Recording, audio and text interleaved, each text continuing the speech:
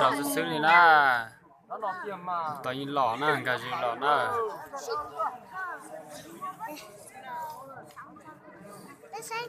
ship thịt cờ na không nó nè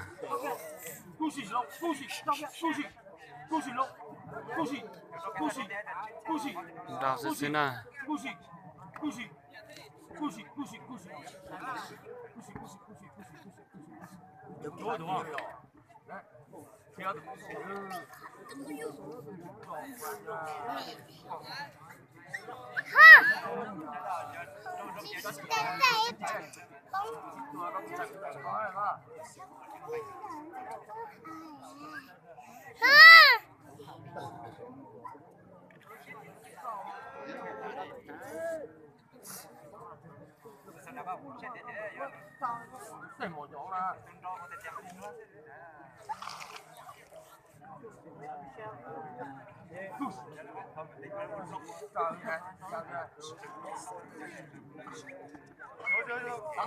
Tao ra là được con xe đô.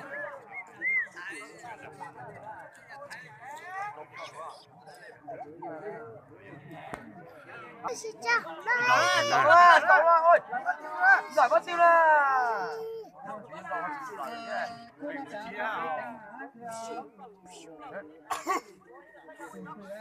Đi con, đầu tiên.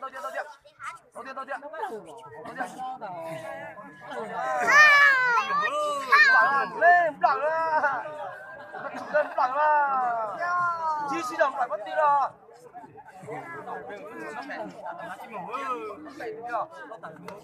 lọ nơ thế na Đó chưa ba? lọ nơ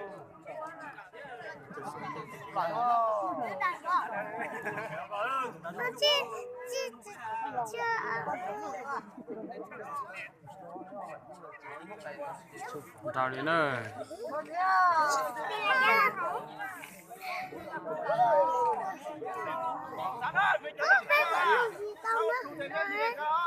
Lúc này hòm lại không à? Lúc này cái đi chia đi.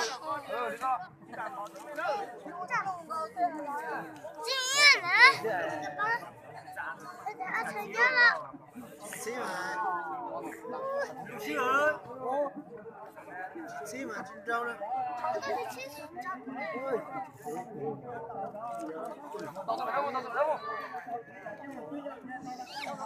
Nguyên nhân là các chị pha rau tự nhiên ơi.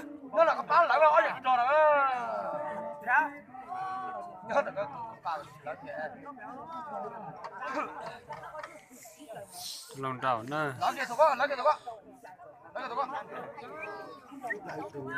Tôi tưởng trước là mà. Đâu này chỗ ra. Đừng quá.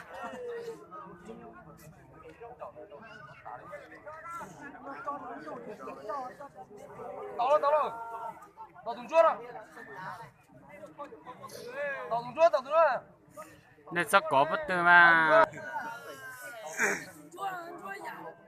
Nó này phía hả?